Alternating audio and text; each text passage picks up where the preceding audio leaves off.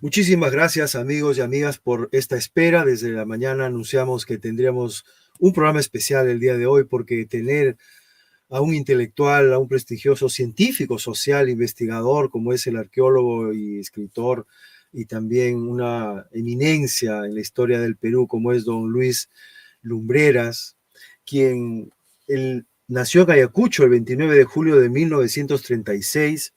Es antropólogo, arqueólogo, educador también, muy reconocido por impregnar una nueva perspectiva a la arqueología en el país, con valiosos aportes, no solo en el aspecto descriptivo y analítico, sino también en el plano teórico de la definición de lo que es la arqueología peruana. Ustedes saben que Perú y México en el continente americano son los dos epicentros de grandes civilizaciones, no una, de muchas civilizaciones. De manera que él inició su carrera docente, don Guillermo, en la Universidad Nacional de Educación Enrique Guzmán y Valle en 1958.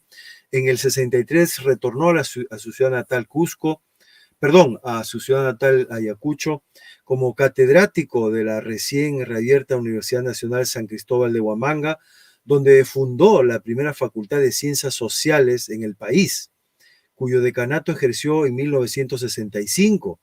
También ha ejercido la docencia en San Marcos, con el gran también reconocido y prestigioso académico Pablo Macera, Aníbal Quijano, donde impulsó la creación de la Facultad de Ciencias Sociales. También ha estado a cargo de la dirección del Museo de Arqueología y Etnología entre el año 68 y el 72. Ha enseñado también en la Universidad Nacional Agraria La Molina y es profesor emérito de varias universidades, entre ellas San Marcos, San Cristóbal de Huamanga. Bueno, ha sido también un gran activo en periódicos, en diferentes revistas y órganos de difusión de la rama que él domina. También ha estado consultor en arqueología de la UNESCO para diversos proyectos. En fin, es realmente para nosotros un privilegio tenerlo aquí con nosotros el día de hoy para analizar la coyuntura política peruana, que como ustedes saben es cada día más dolorosa y más confusa. No sabemos, el Perú no sabe a dónde va. Es como un barco a la deriva, que no hay un timonel. Acompáñenme, por favor, en este lindo programa. Te pido que antes de seguir dejes tu poderoso like, nos ayuda mucho en estas redes sociales. Te suscribas al canal Inti Noticias si no lo has hecho y comparte este video para que muchas más personas conozcan a peruanos ilustres como don Luis Guillermo Lumbreras. Aquí en Inti Noticias, bienvenidos todos. Muchas gracias por conectarte.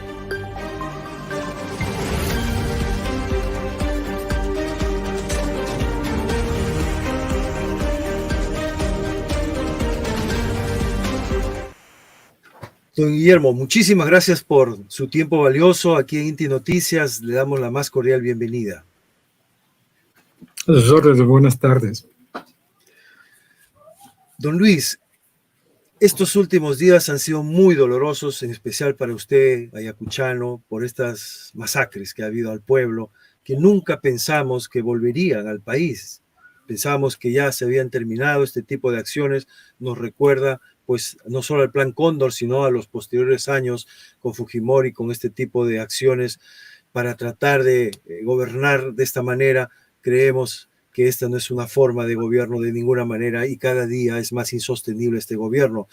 Pero queremos escucharlo a usted, don Guillermo, cuál es su análisis, cómo ve esto, algo inédito, nunca antes visto en el Perú realmente lo que está ocurriendo. Bueno, mire usted, en realidad lo que está ocurriendo es algo que tenía que haber ocurrido y tenía que ocurrir en algún momento. Hay un total y absoluto desconcierto entre la vida real de los peruanos y las condiciones políticas dentro de las cuales estamos siendo ubicados. Cuando se constituyó la República, hace 200 años exactamente, nosotros estábamos en una crisis interna muy significativa. Unos años atrás, en 1780, un levantamiento indígena de gran importancia en la historia del Perú, dirigida por Tupac Amaru, un habitante del Cusco, en la parte sur del Cusco, junto con la población de la región, se alzó en contra del sistema colonial, tratando de retomar los conjuntos teóricos y prácticos de un Estado que había sido liquidado por la presencia española, que tenía ya pues, casi 3 siglos de permanencia en el Perú. Tupac Amaru lo que hizo fue levantar una condición de reclamo y de protesta que la población peruana en ese tiempo, formada principalmente por indígenas, es decir, gente nacida acá y gente que había vivido acá sus condiciones de existencia propias, se había alzado en razón de que todo lo que estaba ocurriendo en el Perú era totalmente ajeno a ello. No había ninguna representación del pueblo en el poder. El poder estaba ligado directamente a la corona española. Se gobernaba el país entonces desde España.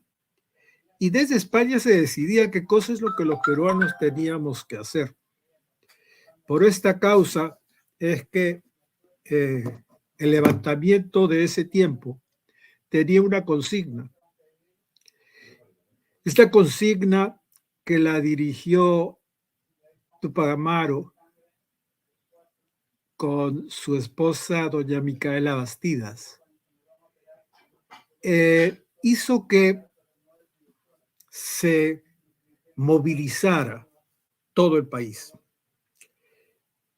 Fue muy corto, duró, 2 años, 3 años, una suerte de guerra interna muy fuerte y muy violenta, en la que desde luego triunfaron los que tenían el poder técnico, armado de la colonia española y liquidaron en poco tiempo, en 2 años aproximadamente, este alzamiento.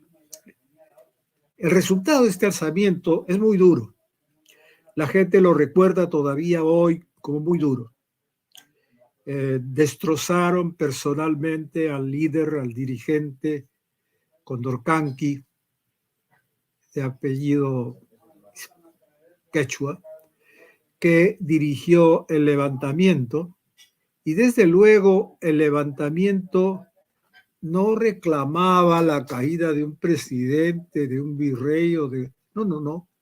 Reclamaba la absoluta movilización del país, retorno, más bien que vuelta atrás, retorno de las condiciones de vida sobre las cuales se había construido este territorio, llamado Tahuantinsuyo en su tiempo.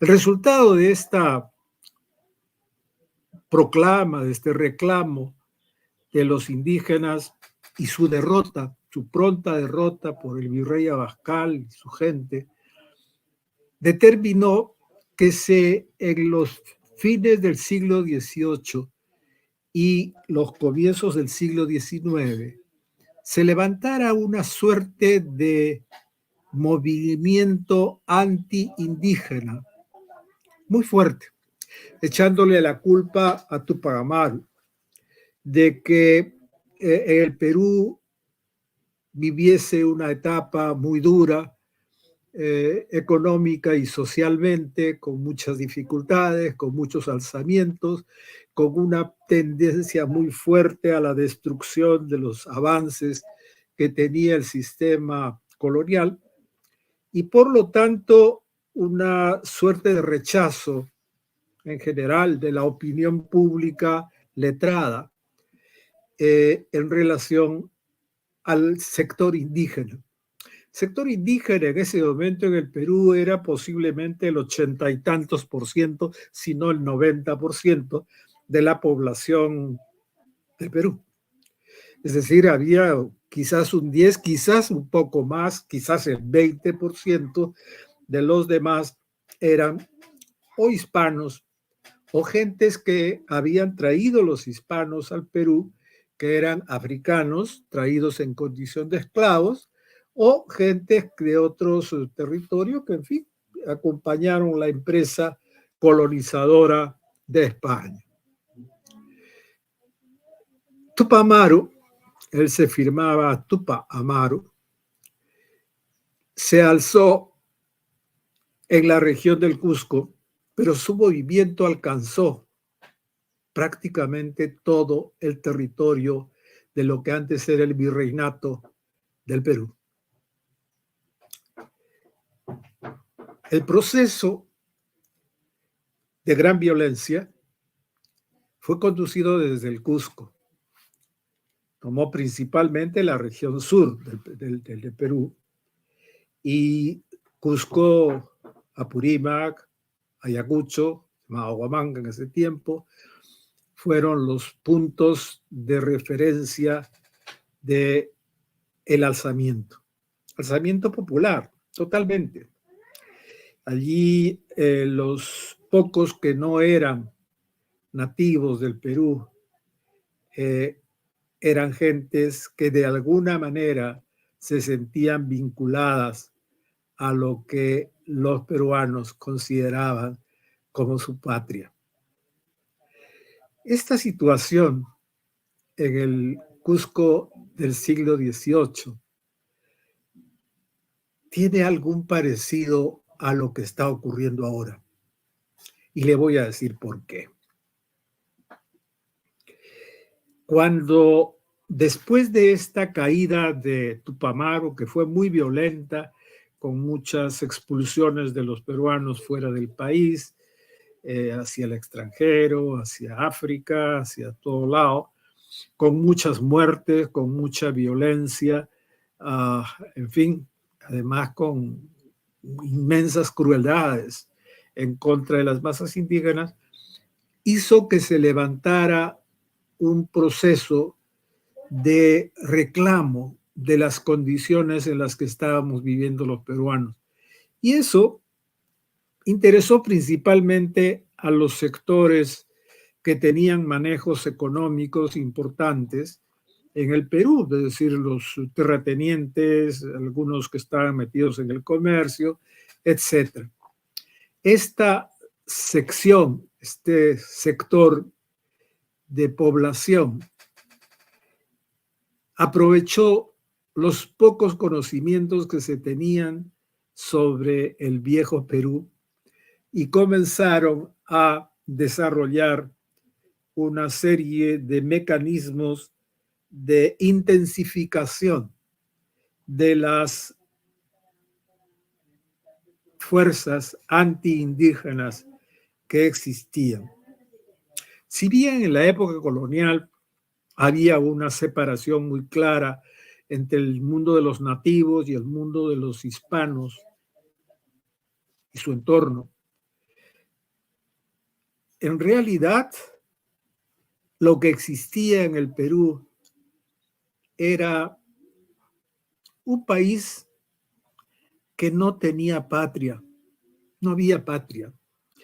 Lo que había era un poder que tenía la función de apropiarse de los recursos naturales principalmente y de población, en fin, del trabajo de la gente para su propio beneficio, que no era precisamente el del Perú. De modo que el interés por construir un país con capacidad de desarrollo, con capacidad de avances en términos sociales y económicos, pues no existía. Y es contra eso que se levantaron. El levantamiento esta vez no estaba dirigido por indígenas, estaba dirigido por criollos, es decir, por los hijos de españoles nacidos en Indias, nacidos en el Perú. Los hijos de españoles nacidos en el Perú no eran indigenistas, ni mucho menos. Estaban en contra del movimiento de Tupac Amaru, que había sido además propagandizado por el esquema hispano, en términos de que ellos habían conducido al Perú a una de las condiciones más duras que había tenido la historia nuestra. Y consecuentemente no contaba con ninguna simpatía, no había una simpatía hacia el movimiento de Tupamaru, ni mucho menos. Por lo tanto, la postura frente a una posible salida tupamarista no estaba en el calendario. Y eso fue lo que se produjo dentro del llamado proceso emancipatorio. Por un lado, en el norte, en los azucareros, y por otro lado, en el sur, los ganaderos, habían logrado independizar la Gran Colombia bajo la conducción principalmente de Simón Bolívar, y Argentina y Chile bajo la conducción principalmente de José de San Martín. Estaban independientes de la condición colonial, no independientes de nada más. El Perú seguía siendo el mismo, el país estaba igual, las condiciones de explotación seguían siendo las mismas. Esta es una foto de Tupamaru, de la reconstrucción que se hizo de la imagen de Tupamaru. En realidad, lo que había era una lucha frontal contra todo lo que represente la posibilidad de un retorno hacia el viejo sistema incaico y, de hecho, no a la posibilidad de ser gobernados por indios. Indios era el nombre que le habían colocado los españoles a la población nativa. Por esta razón, el medio ambiente estaba crispado contra los indígenas y apoyaron a los españoles, y apoyaron más bien que a los españoles de España, a los españoles nacidos acá, a los criollos, quienes pudieron contar con el apoyo logístico, militar de la Gran Colombia y de Argentina y Chile, con Bolívar y con San Martín viniendo hacia acá. Entonces la llamada emancipación fue el resultado de una convergencia de los criollos de toda esta parte del territorio americano, lo que ahora es Hispanoamérica, y fueron ellos los que se alzaron en contra del rey. Era una emancipación política, no era otra cosa. En realidad, lo que había, pues habían diverso tipo de querellas entre los burgueses españoles y los burgueses peruanos, andinos, pero nada de esto era tan importante como la posibilidad de poder los criollos tener el gobierno de este país. Y así fue. Triunfó la cosa en las batallas que hubieron a fin de 1824, la emancipación. Este proceso duró entre 1821 y 1824 aproximadamente. Y el final de esto fue que, obviamente, triunfaron las fuerzas militares que venían del sur y del norte, pero especialmente la del norte, con Sucre y todas estas personas a la cabeza, y Bolívar se convirtió pronto en el jefe de todo este proceso e instaló un sistema que en un momento determinado incluso se bautizó como dictatorial. Este sistema fue el que se impuso en el Perú en 1823-24. La fecha de 1823 es muy importante, porque es aquí, en una asamblea que hubo de congresistas. Los congresistas eran gentes que eran producto de elecciones que se realizaban en los mercados, en fin, de los amigos de los criollos, que eligieron desde luego a sus representantes, quienes fueron al Congreso, quienes dieron las leyes y todo lo demás de la emancipación, eran hispanohablantes, eran gentes de cristianos, católicos, eran gentes que creían en el rey de España y consideraban que la cultura española, la cultura europea, era superior en términos globales a lo que podían ofrecer cualquiera de los procesos indígenas existentes. De modo que eso fue lo que triunfó. En la asamblea que se llamó Constituyente de 1823, que luego se ratificó en 1827, habían puntos importantes que esclarecer.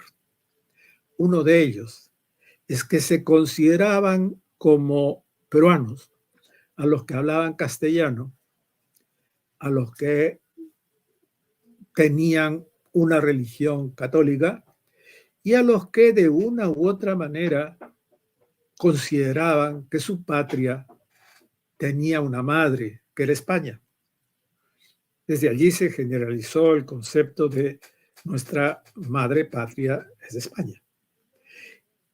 La posición que tuvieron los dirigentes de este movimiento emancipador, en primer lugar, era anti-indigenista. Es decir, eran ellos y nadie más los que eran considerados peruanos. Eso aparentemente es un discurso medio retórico, pero la verdad es que cumplió con sus fines y objetivos de manera muy radical a lo largo de estos 200 años. Eso determinó que, por ejemplo, en los hospitales, o sea, la salud pública, se hablara el castellano y no el quechua, no la aymara o no cualquiera de las cerca de 30 lenguas nativas que existen en el Perú. Consecuentemente, cuando uno va a curarse de algo, tiene que tener un intérprete que no necesariamente está traduciendo lo que estas personas sienten. ¿Por qué? Porque no existe una salud pública aymara, quechua, pano, machiguenga, etc. No existe. Consecuentemente, se tiene que curar en castellano. Pero no solo es eso, es que tampoco hay justicia en estos mismos términos. Lo que se decidió en el año 1823 fue expulsar del país a los peruanos nativos y quedarse con ellos solamente para fines de reserva. Cuando se va a la justicia en el Perú, uno recibe las condiciones de ley en castellano, la acusación en castellano, la defensa en castellano, todo en castellano. Si no entiendo, pues tengo que llevar un intérprete o alguien que le diga al juez lo que yo estoy pensando en defenderme. Y hay que ver además qué cosa de lo que dice mi defensor es cierto o cuánto coincide con la verdad. Pero independientemente de eso, no solo es la justicia, no solo es la salud, no hay educación tampoco posible. Cuando se va a estudiar, ¿a uno le permiten estudiar en quechua? No. ¿Le permiten estudiar en aymara? No. Son millones de gentes que hablan quechua y hablan aymara. Las más arruinadas de todo este cuento son aquellas que dirigían gran parte del espacio político y jurídico del Perú antiguo, que eran quechua hablantes, las mujeres, que siguen siendo quechua hablantes. La mayor parte de las mujeres de la sierra en el Perú son quechua hablantes, aymara hablantes, pano hablantes, etc. Y estas personas no podían, no tenían cómo poder advertir a la sociedad, advertir a los jurados, a los juzgadores, qué cosa es lo que estaba realmente ocurriendo. ¿Por qué? Porque todo estaba dicho en castellano, la sanción estaba dicha en castellano, la acusación estaba dicha en castellano. Por lo tanto, el castellano los castigaba. No había educación primaria, podían estudiar quizás un primer año, algo para aprender a firmar, por ejemplo, algo para poder decir su nombre, por ejemplo, pero más. Oiga, eso ocurre todavía hoy, no es un cuento de algo que ocurrió hace 100 años. O sea, no, no, no, no. Gran parte de esas personas que andan alzado, quemando casas, quemando carros, que haciendo, son gentes que sufren esto. Esa decisión de 1823 y 1827, que fue la que determinó nuestra emancipación, qué sé yo qué, es gente que sufre eso. Entonces no hay justicia, no hay educación, no hay cuidado de la salud, pero no solo eso. Nadie de ellos puede ser abogado. No es posible. Porque para ser abogado hay que pasar todos los años de la primaria y la secundaria en castellano. Y no hay una sola universidad en donde, por ejemplo, se den cursos en quechua de jurisprudencia. La jurisprudencia es castellana. Y de un poco más y la dictan en latín o en griego. No lo sé. Y lo sé porque yo estudié también en alguna forma en castellano todas esas cosas. Pero no solo es eso, sino que a partir de las condiciones en las cuales la gente vive ahora, no hay posibilidad de conseguir un trabajo digno si uno no habla el castellano, si uno no pertenece al sector en el cual las condiciones de vida están ya en su periodo de absoluto desmorone. Estas cosas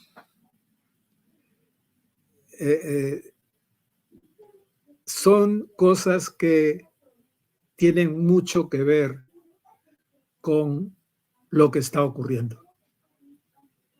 La gente no está protestando porque la presidenta, doña Dina, o el jefe del gobierno, que no sé si es un almirante o un coronel, igual es, piensan como tal. Son personas que nos representan. Eso de que hay democracia representativa es un chiste. El Congreso está constituido por un grupo de 120 personas que solo representan a su familia y punto. Hay unos 10 o 15 de ellos que hay que sacar de allí y que en realidad entraron allí porque pensaban que estando allí podían mantener las cosas de una manera diferente. Lamentablemente la situación no es esa. Y en el Ejecutivo igual. Porque hay personas que hablan muy bien el castellano, pero que piensan en cualquier otro idioma que no es necesariamente el peruano. Esas cosas son la base sobre la cual se produjo el levantamiento de Tupamaru y con las cuales se está produciendo ese levantamiento. No hemos entendido todavía lo que ocurrió con Sendero Luminoso. A Sendero Luminoso lo atacamos con mucha violencia y ahora con gran boato, porque decimos que ellos desarrollaron una forma de terrorismo que negamos y que desde luego rechazamos. El problema es que el problema no está allí.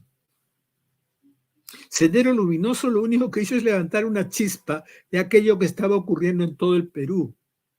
No se levanta nadie por gusto, ni porque quiere, ni porque le da la gana.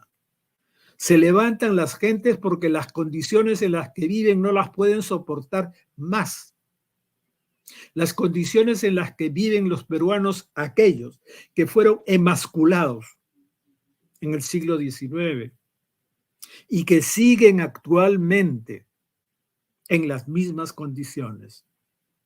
Ahora, apañados por un proceso formalmente democrático, esto hace que estemos frente a una situación que es muy distinta a la de cambiar de Congreso o de congresistas o la de cambiar del jefe de gobierno.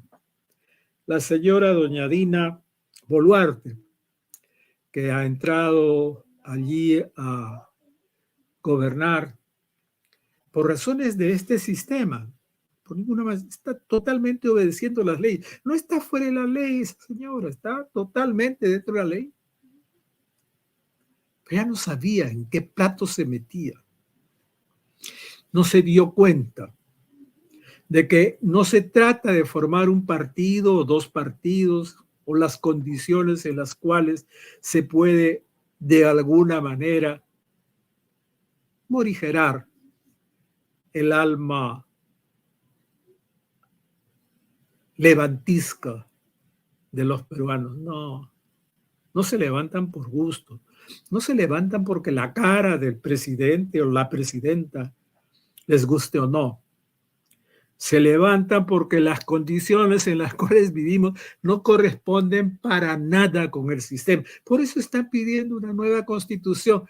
La pregunta es, ¿y para qué una nueva constitución? Para cambiar las condiciones de valoración de los peruanos en este país. Estamos subsumidos en una situación en la cual hay dos países juntos, uno frente al otro y uno contra el otro. No nos damos cuenta. Nosotros mismos, los historiadores, hablamos de un Perú prehispánico y un país hispánico. No, no es cierto. No es cierto. Nosotros no vivimos dentro de esas condiciones. Nosotros no estamos viviendo un país post y prehispánico. No. Estamos viviendo un país totalmente colapsado desde que se comenzó a insistir en su condición occidental, por decirlo de alguna manera. Nosotros teníamos un país realmente notable. En América habíamos logrado un estado en el cual, con todas las inseguridades y las barbaridades que pudieron haberse cometido, logró hacer del territorio un territorio con capacidad de alimentar a millones de pobladores, de darles comida, de darles justicia, en las condiciones de justicia estúpidamente duras que tenían ellos, de su tiempo, tan duras como las que tenían los medievales europeos, algunas menos duras, otras más duras. Todo eso lo estamos viviendo ahora. Doña Dina evidentemente no sabía dónde se metía. Ahora está siendo manejada por los grupos de poder que tienen el gobierno de este país desde 1823 en adelante. Aquellos que hablan castellano, mal castellano, pero hablan. Aquellos que piensan en castellano, piensan mal, pero piensan. Aquellos que consideran que la brutalidad y la fuerza son los únicos mecanismos a partir de los cuales se puede gobernar un país. Estamos frente a un problema mayor. Desde mi punto de vista hay una sola salida. Hay que cambiar radicalmente la Constitución. No seguir con la mentira de que en el Perú todos somos iguales. No es cierto. No somos todos iguales. Hay unos peruanos y otros peruanos. Hay unos que somos los que decidimos qué hacer o qué no hacer, y otros a los que les decimos qué cosa tienen que decidir, porque de otro modo los encerramos. De otro modo los maltratamos. Esas condiciones son infames.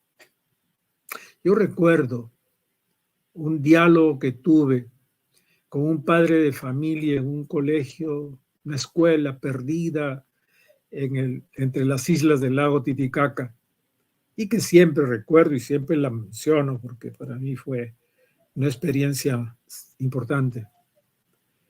Después de un discurso en el cual yo hablaba de las ventajas de tener el habla materna, la lengua materna como lengua de base en la educación, se paró este padre de familia, un señor ya mayor, Aymara, y me dijo: señor, todo lo que usted ha dicho es cierto y está muy interesante, pero no es cierto. No es verdad que a nosotros nos van a mejorar las cosas si logramos aprender las cosas en nuestro idioma. Yo no quiero aprender eso. Yo quiero aprender castellano, ¿y sabe por qué? Porque quiero que mi hijo, cuando salga de la escuela, pueda conseguir trabajo. Si nosotros le enseñamos en Aymara, él no va a conseguir trabajo, porque no hay trabajo en Aymara. Y lo que va a conseguir es el último de los puestos que todo el mundo le va a mandar. Y eso no es lo que queremos.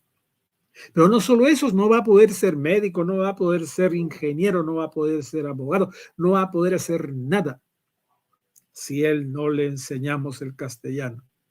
Porque este país es de hispanohablantes. Los que quedamos aquí son varios millones todavía que son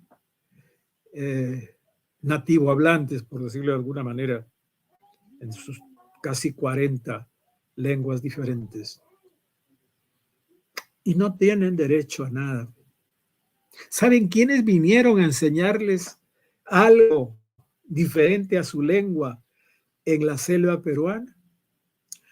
Un grupo de norteamericanos religiosos que establecieron una cosa que le llamaban algo de instituto de verano o algo así, en el que les enseñaban inglés y su lengua nativa, y aprendían a contar, aprendían a sumar, restar y multiplicar en inglés y su lengua nativa. Castellano nada. Claro, porque ellos eran norteamericanos principalmente. Esas cosas nosotros las conocemos, porque eso es oficial. Creo yo que lo que está ocurriendo ahora en el Perú es una respuesta a todo eso. Es un desorden impresionante. ¿Qué cosa podemos esperar nosotros? Ahí hay una lista de las varias lenguas que nosotros tenemos. Las lenguas originarias. ¿Qué son estas lenguas? Yo por suerte sé algo de quechua, algo, y me puedo más o menos comunicar, pero hay millones de peruanos que no. A veces salen de su pueblo, de su ciudad, 1 kilómetro más allá, fuera de la ciudad, y se sienten como si estuviesen en un país extranjero, pues, porque no pueden hablar, no pueden comunicarse ni nada. Esas cosas son importantes de tener en cuenta. La lengua no es solamente una manera de hablar, es una manera de pensar, es una manera de creer, es una manera de sentir, es muchas cosas más que eso. Y por lo tanto, es algo respetable. Creo yo que esto se va a resolver. Espero que rápidamente, no sé cuánto. Ojalá todavía yo lo pueda ver. Se va a resolver en el momento en que decidamos efectivamente tener un debate, no sé de cuánto tiempo, unas semanas, meses, años, quizás, hasta hacer una constitución en donde estemos nosotros mejor representados que ahora. Cuando la gente dice, a mí este Congreso no me representa, está diciendo la verdad. No nos representa. El Poder Ejecutivo no me representa. Es verdad, no me representa. Somos un país en donde no tenemos representación política la mayor parte de los peruanos. Y eso es lo que nosotros necesitamos hacer.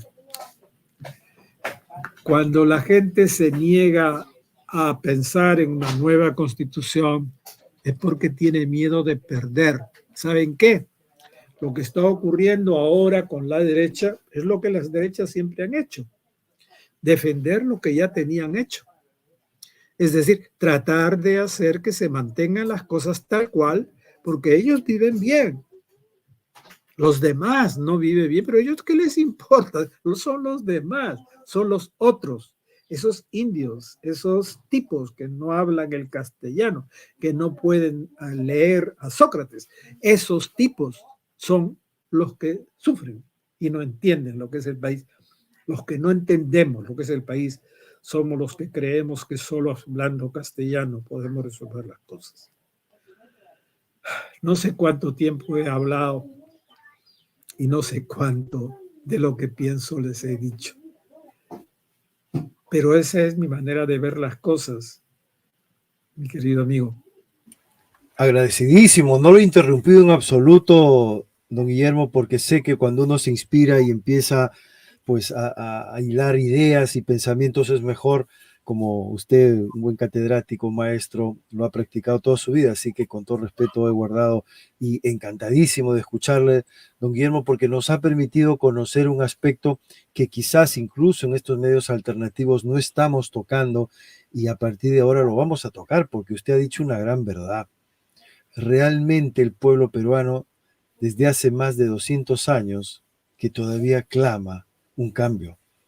Y gracias por ponerlo en la palestra, este tema, que el pueblo no es que se vaya a Dina y haya nuevas elecciones, eso es en la superficie una lectura muy simplista de la realidad que no toca los verdaderos fundamentos de esta lucha social.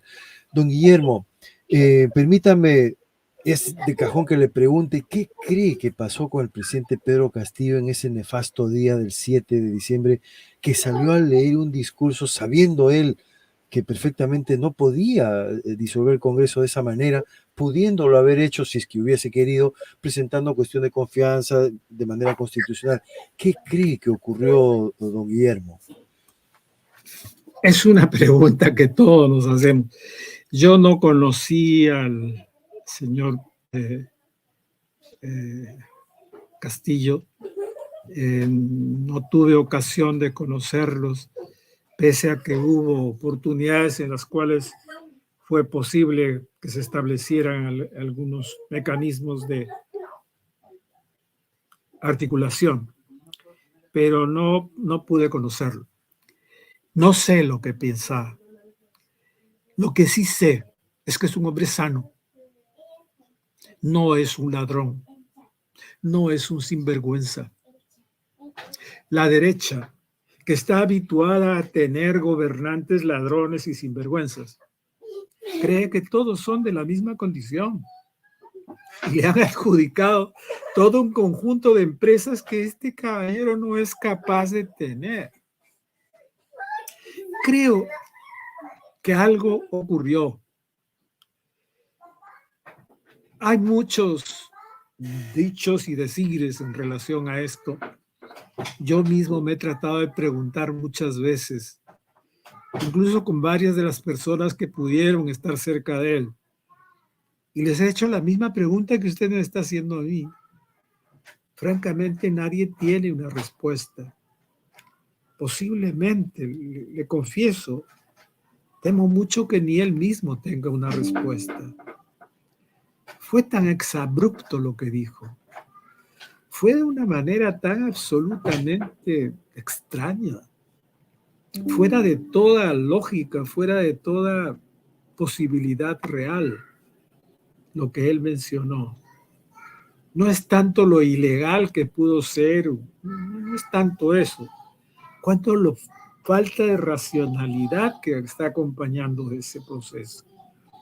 Si se quería hacer una revolución, que era en la práctica lo que él estaba planteando, una gran revuelta revolucionaria, Eso se hace con las armas, no se hace con un discurso. Y lamentablemente no fue eso lo que ocurrió. Una pena. Yo personalmente le tenía simpatía, un poco por la ingenuidad de su gobierno,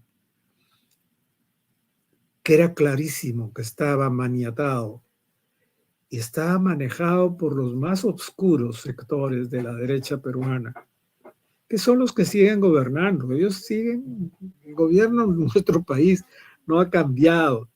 Está, no sé si mejor o peor, pero es el mismo régimen democrático que gobernó las cosas.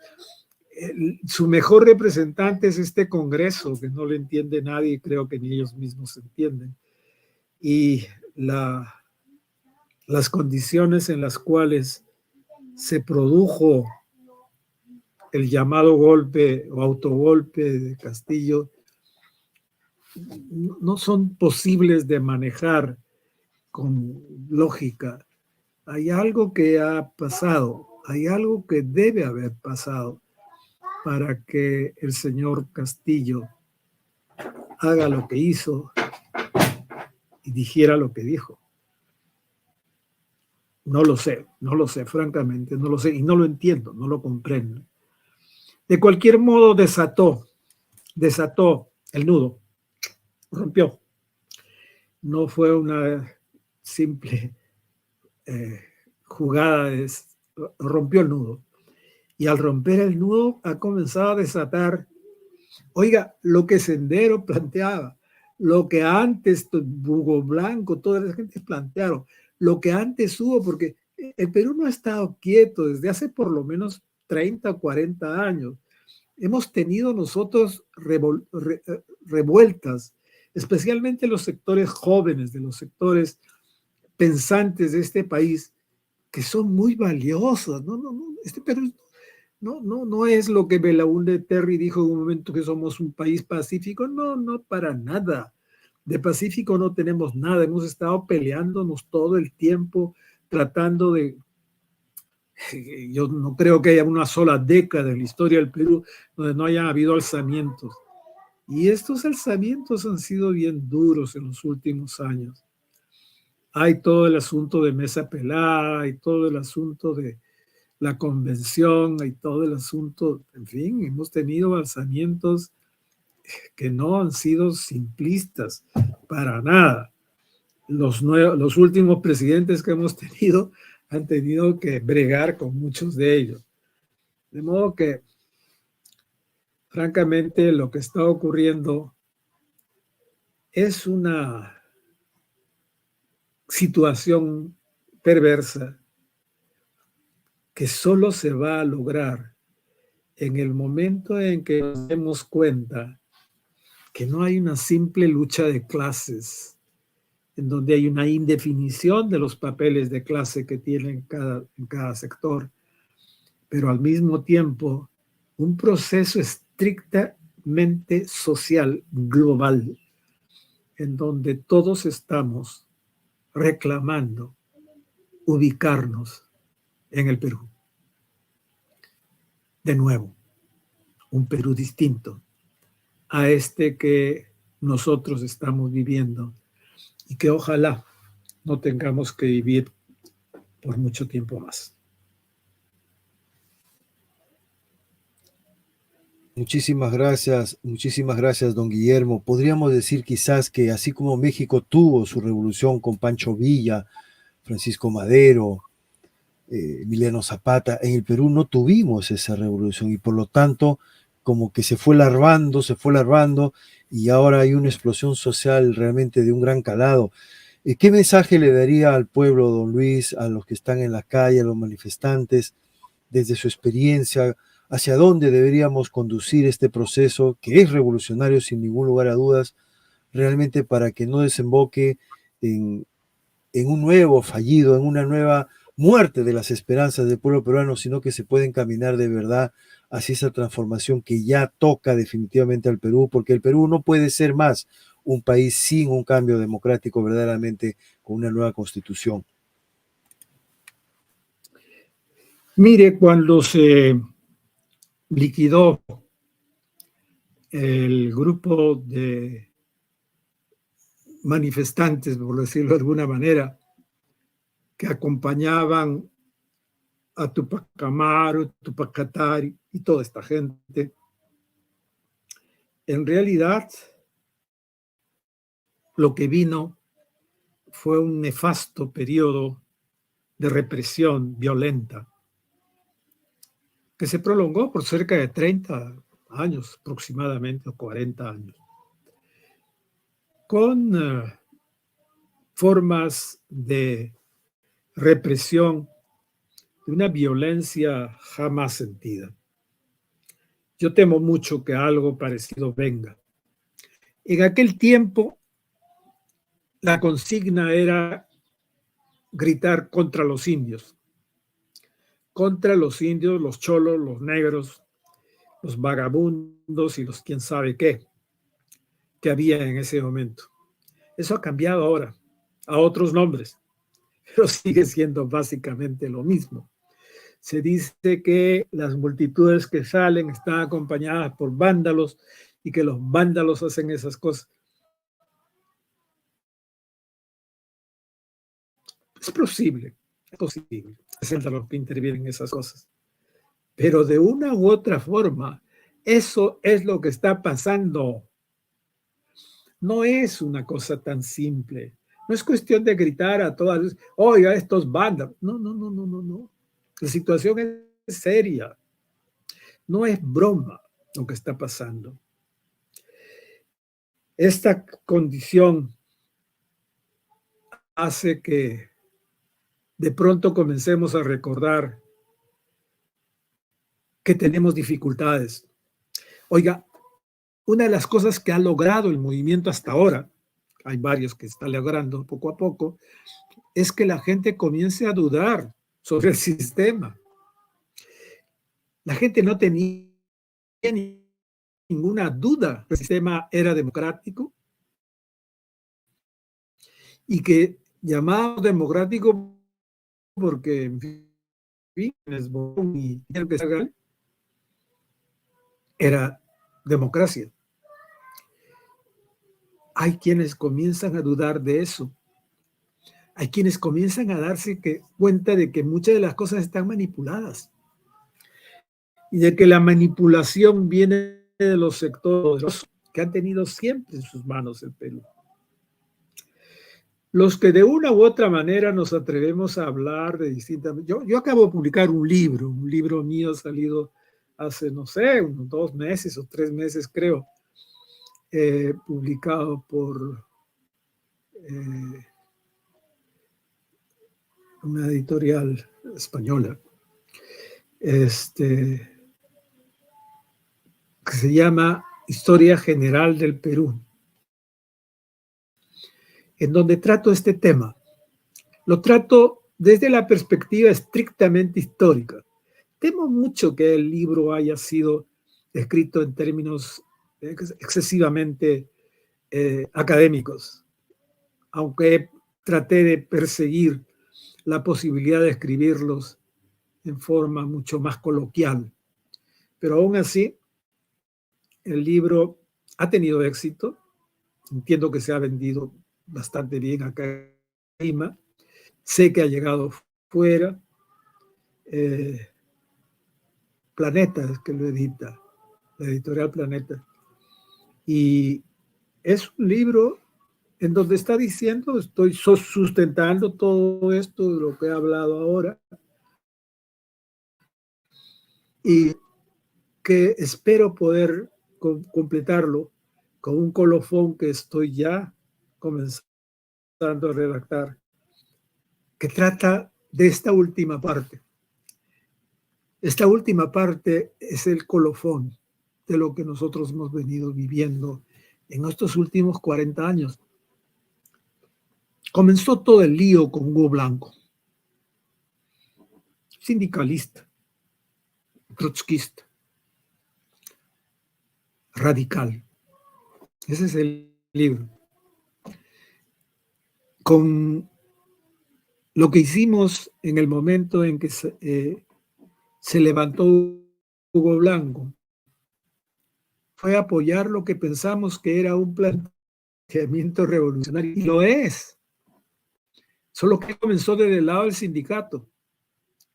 Es un poco en algo similar a lo que pretendió hacer Castillo, con una diferencia sustantiva, desde luego. La propuesta de Blanco era categóricamente, académicamente, de un nivel muy alto. La propuesta de Castillo era mucho más popular, mucho más en el lenguaje rural, al que está acostumbrado el niño del campo, al que está acostumbrado la mujer, la mamá del campo, a la que está acostumbrado el campesino. Es una situación muy particular. Yo les cuenta entre los oyentes de Castillo sobre lo que entendían o no. Y la verdad es que todos lo entendían, pero lo entendían al revés. Pensaban que lo que estaba haciendo era tratar de proclamar su presencia en el poder, más que en la naturaleza de los cambios que él se proponía. Creo que hay que darle contenido a eso. Se viene una etapa en ese sentido, en esa dirección. Yo espero que pronto todo eso termine con una convocatoria coherente de parte del pueblo para la llamada nueva Constitución, que tiene que ser totalmente nueva. No son los detallitos de si hay dos cámaras, si hay una cámara, son pequeños detalles de una Constitución. El núcleo de la Constitución está en qué tipo de país queremos tener, en donde quiénes somos los peruanos, quiénes estamos obedeciendo la Constitución. El día en que haya jueces, en que haya juzgados en la región de Ayacucho hablando quechua, en la región de Puno hablando quechua o hablando aymara, aparte del castellano, en la región, en fin, hablando en la misma selva. Hay un montón de gente que habla distintas lenguas. El día en que ocurra eso, yo voy a comenzar a creer en que se ha superado lo que ahora estamos viviendo. No sé si viviré para tanto. Espero que sí. Y espero que sí porque ahora, por razones de salud, no puedo ir a las plazas a acompañar a mis hermanos que están en eso. Don Guillermo, agradecemos infinitamente su valioso tiempo, no quiero abusar de él. La verdad que nos ha dejado a todos, como se dice, asombrados. Esta perspectiva no la había escuchado a nadie en el Perú hasta ahora y quiero comprometerlo a hacer más programas adelante a medida que usted disponga de tiempo. Voy a pedir que los hermanos lo hagan viral este video en otras redes. Si nos autoriza, lo vamos a compartir en otros canales también esta entrevista, de manera que podamos intentar romper ese monopolio en las comunicaciones que tienen los medios hegemónicos y que nosotros a través de las redes intentamos con mucho esfuerzo y con mucha realmente limitaciones tratar de llegar a miles de personas, porque las voces como suya que deberían estar en el mainstream, en los canales principales, lamentablemente no lo invitan y no lo podemos escuchar salvo algunas honrosas excepciones. Don Guillermo, muchísimas gracias y le dejo unos minutos para que se despida, agradecidísimo por su participación en Inti Noticias. Bueno, pues no hay despedida. Y no hay despedida porque creo que todo esto continúa. Y la verdad es que lo que viene es muy, muy serio y vamos a necesitar el apoyo y la atención de toda la gente, de todos nuestros países. En este momento, los principales apoyos nos están viniendo de fuera. A nivel político, incluso, la situación aquí es muy dura. No se percibe toda la dureza que ya tiene. Pero el hecho de que haya muertos casi todos los días por manifestar sus opiniones, por oponerse a las barbaridades que cometen las gentes que están en el poder, en fin, hace que esperemos que nuestros hermanos de todos los países nos puedan dar su apoyo. Muchas gracias, un abrazo muy fuerte con el puño en alto. Muchísimas gracias, don Guillermo. Hasta la próxima. Era don Guillermo Lumbreras, a quien agradecemos su participación en el programa, y para pensar, para reflexionar. Es un hombre muy sabio. Tomemos muy seriamente sus palabras, por favor. Muy, muy seriamente. Te pido una vez más que hagas viral este video. Descárgalo. Puedes pasarlo en la radio, puedes pasarlo donde quieras. Están autorizados todos a compartirlo, por favor, los tiktokeros, nuestros hermanos que hacen TikTok y otros canales. Descarguen ese video y súbanlo a sus canales. No tiene copyright este video, lo pueden hacer sin ningún problema. Es sumamente importante que todo el Perú esté alerta realmente de lo que está pasando. Esto se va a poner peor. Hasta la próxima, mis amigos.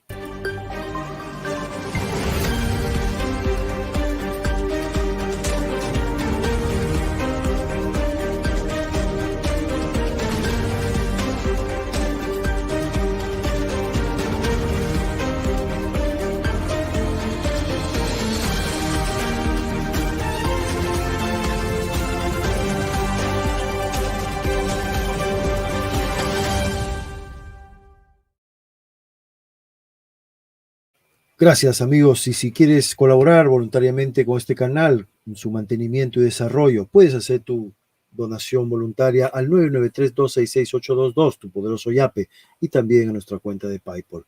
Gracias. Hasta la próxima.